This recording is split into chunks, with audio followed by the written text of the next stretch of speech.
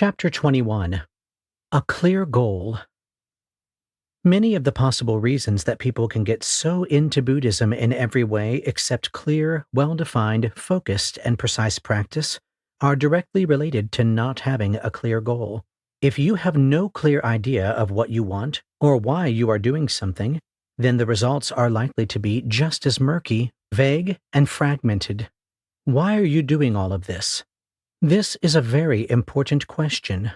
People may wish to go on a retreat and have the whole thing be relaxing and blissful. This can be attained temporarily if they gain some mastery of concentration practices, though their clarity will almost certainly shatter the instant they leave the retreat, as concentration practices on their own produce no long-term stability, nor do they address the deeper roots of the suffering caused by ignorance.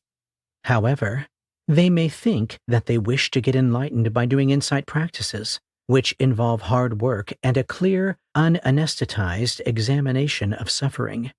Thus, these two goals of securing perpetual bliss and developing insight are in direct conflict, and the meditator's practice will surely be conflicted. This is just one of many possible examples. Having a clear goal is fundamental to the practice in more ways than may be initially obvious. In fact, if you understood your actual reality right now clearly enough to get to the root of why you are doing all of this and where all this mental movement comes from, you would be highly realized. You would penetrate to the heart of compassion and suffering, of ignorance and emptiness, and wake up to something extraordinary about your own experience. I do not write this lightly. It is vital that your motivation be as clearly understood as possible, and that all its energy be channeled into realizing your goals. Wishy-washy practice brings wishy-washy results, and determined, well-guided, brave, and wholehearted practice can eventually bring the desired results. Knowing what is possible, what each of the trainings can and cannot accomplish, helps. I will spell out the details in parts 3 through 6. The specifics of our goal may change with time as we become more familiar with the realities of these trainings, but the core motivation for practice never changes. That is quite a statement, given that all things are impermanent, and about as big a hint as can be given. Whatever ultimate truth you want on the spiritual path is to be found in the sensations of the wanting itself.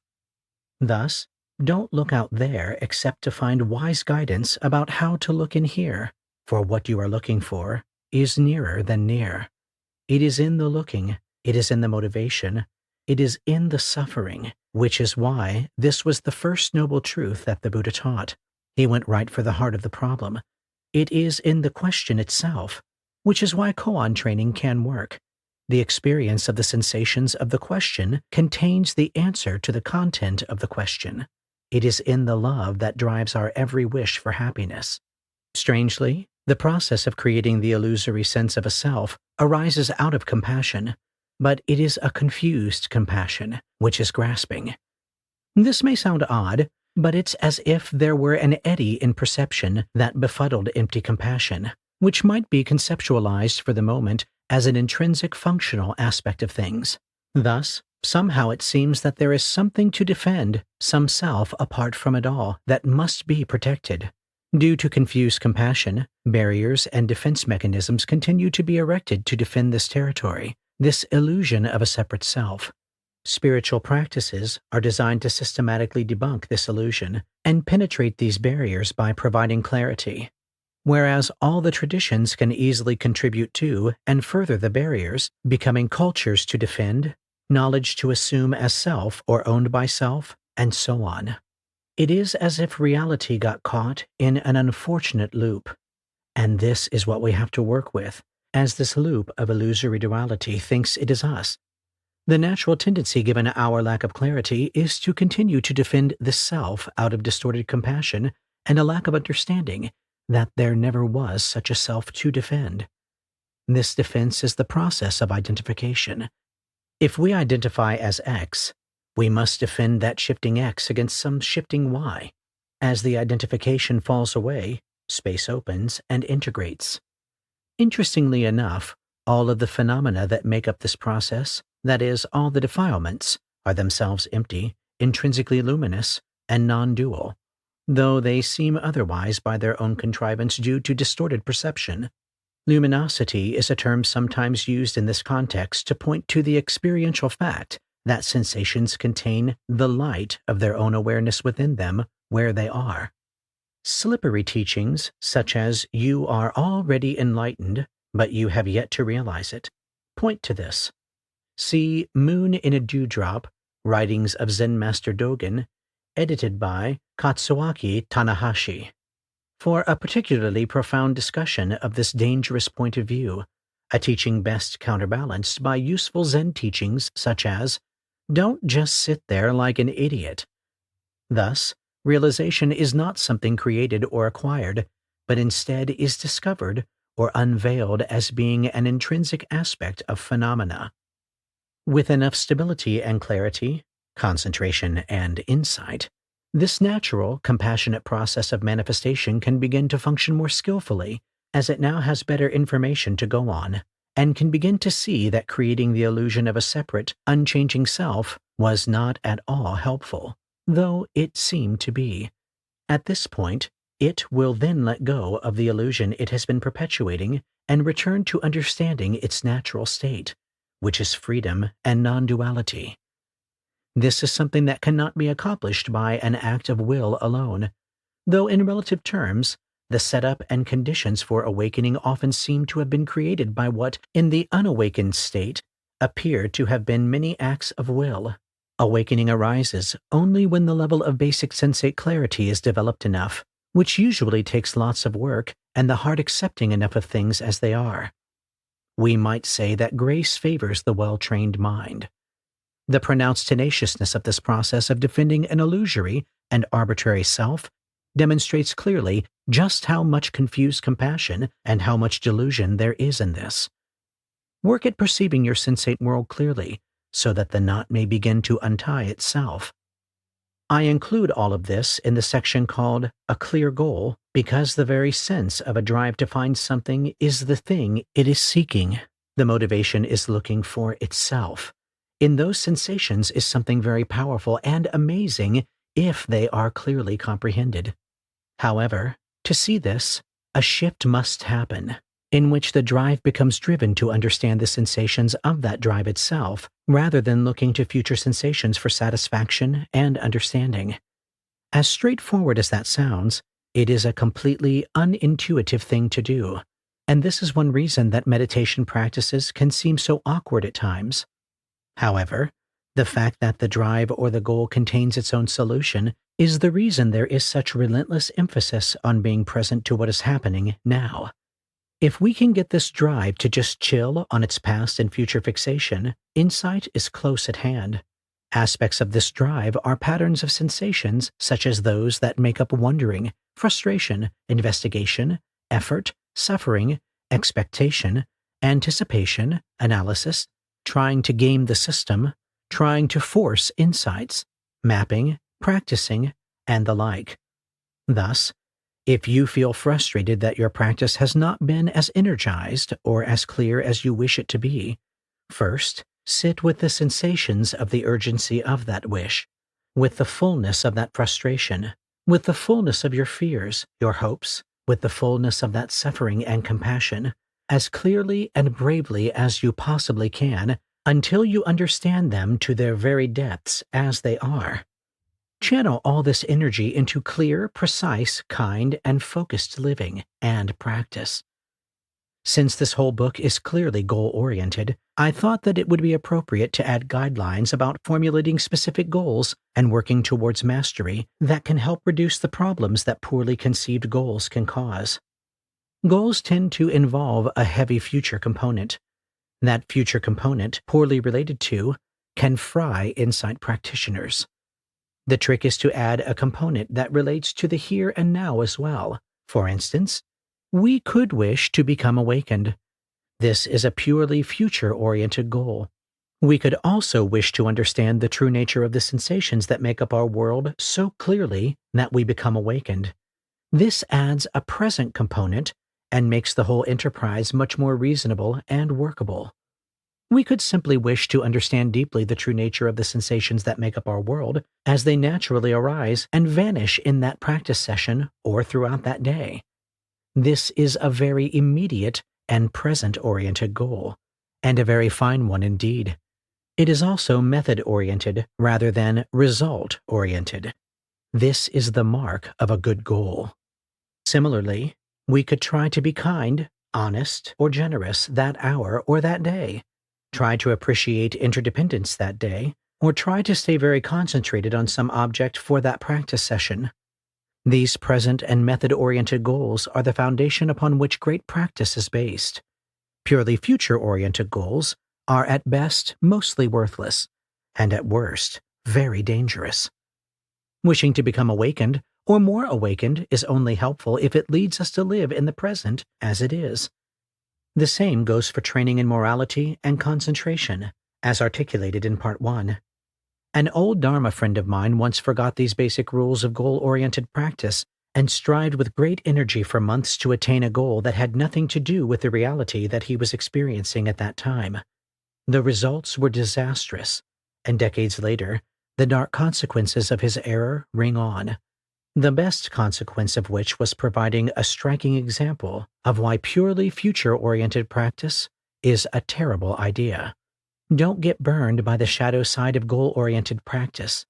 Avoid competition and comparing your practice to others. Stay present-oriented whenever possible, and always avoid purely future-oriented or results-oriented goals. Thoughts of the past and future occur only in the present, which is natural and straightforward. These sensations are worthy of investigation. Future mind is only a problem if the sensations that make it up are not understood as they are. A fun practice to try is to think consciously those thoughts whose content is purely past or future-oriented, noticing that they are occurring now and are part of this sense field, this space here and now. There is something profound about this sort of practice that might be missed on first inspection, and doing this well enough can deconstruct how the sense of time is created, which is liberating in and of itself. It is also worth keeping in the front of your mind the three characteristics, the most profound and important of which is no self, meaning that all phenomena occur interdependently, causally, naturally, and lawfully. By remembering this essential characteristic and keeping it in our minds, we can notice that reality already shows up with comprehension built right into sensations. Sit quietly and notice this most fundamental and liberating aspect of things again and again, realizing that just sitting involves sensations, and each of these sensations is naturally revealing its true nature. Return to this paragraph when you feel you are frying yourself and read it a bunch of times to help it sink in, as, strangely, this very easy and natural message can be a hard one to really integrate. While discussing goal-oriented practice, I should say a few words about how to avoid overdoing it. First, if those around you, particularly those with a lot of experience in meditation and the spiritual life, are telling you that you should chill out a bit, they are probably saying it for a good reason. Ask them why they think that, and take their opinions into consideration, but without using it against yourself. While it is true that occasionally people may tell you to chill out on your practice a bit just because of their own envy of your determination and diligence, I haven't found this to be a common occurrence. When on intensive retreats, there are a few basic ways to sail too far out there too fast. The first is to stop eating. It is true that there is a long and glorious tradition of people fasting when doing spiritual practice, but generally they do so because they want to bring on extremely altered states of consciousness. Fasting when meditating is an effective technique for doing this. Should you be doing insight practices, altered states are not your intended focus, and so these are more likely to be distracting than helpful. Further, severely altered states of consciousness can sometimes be very disruptive and hard to process and integrate, leading to what might be considered by some to be temporary insanity or other psychotic episodes. If you are the sort of person who would drop LSD when out in public, then the altered states that fasting might bring on might not be a problem for you. On the other hand, if you are on retreat with other people, consideration for the fact that they might not want to deal with the potential side effects of your vision quest is warranted. Another way to go off the deep end is to stop sleeping.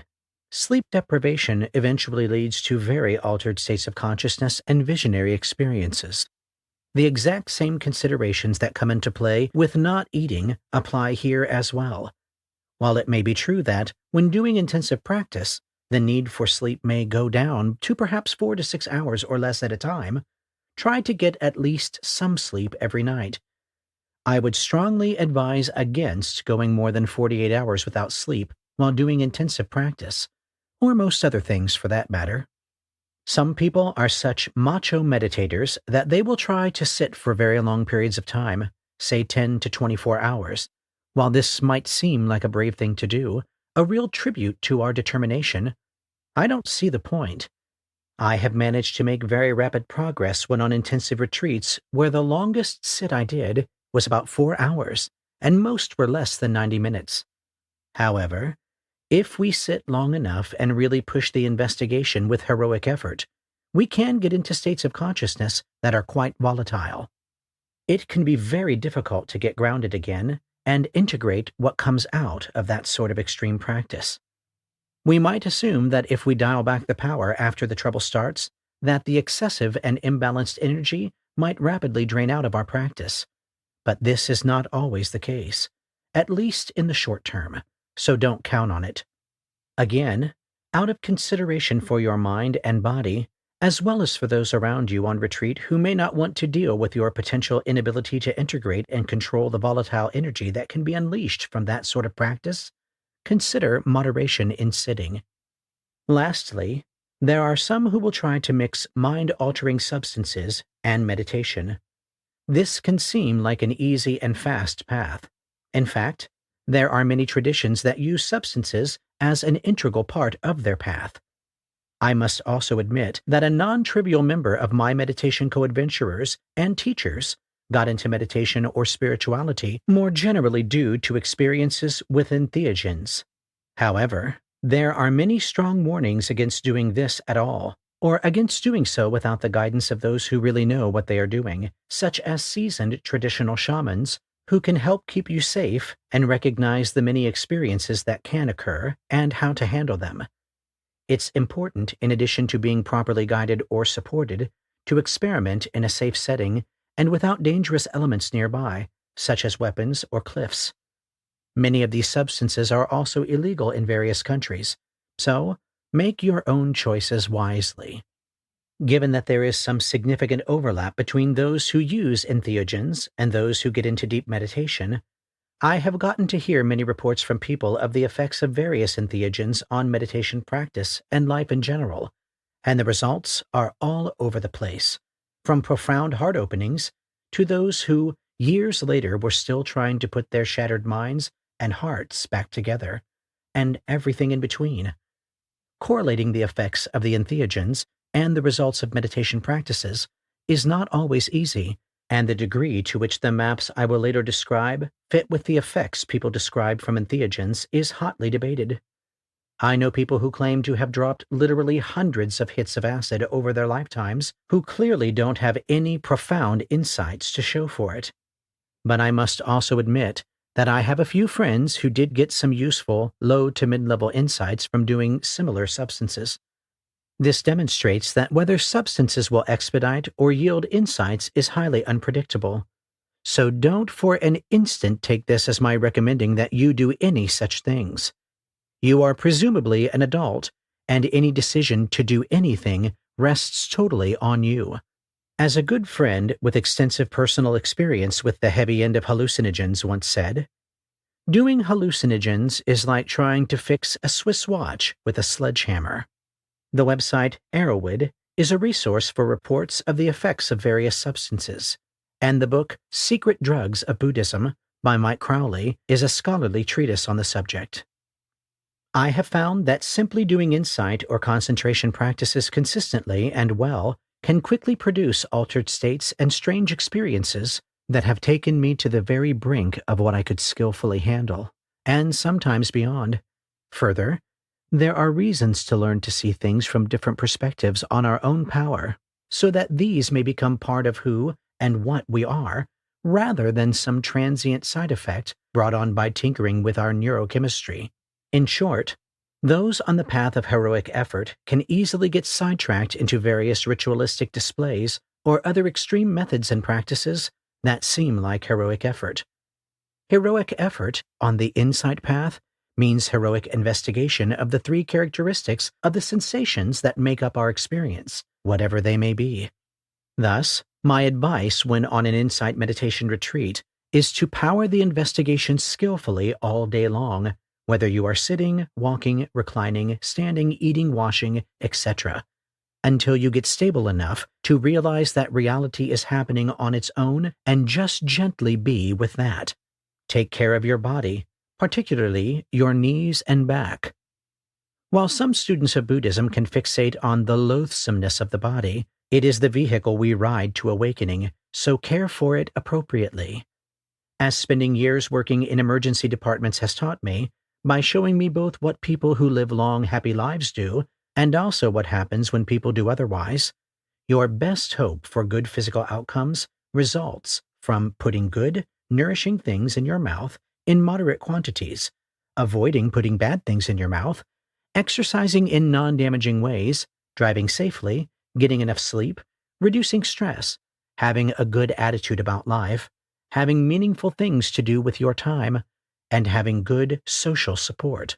When on retreat or practicing hard in some other context, should those with more experience in these matters than you consistently tell you to back off on the effort just a bit, give it a try.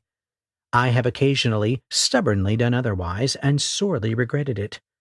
William Blake wrote that we do not know what is enough unless we know what is more than enough. Unfortunately, most insight meditators will not put forth enough effort to know either. However, should you find that you are frying yourself through too much effort, learn from your mistakes and follow the middle path.